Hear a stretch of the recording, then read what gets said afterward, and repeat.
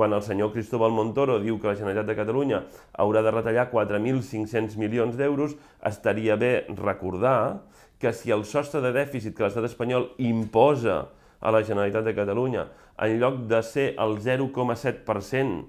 per l'any 2013, fos d'aproximadament el 2,3%,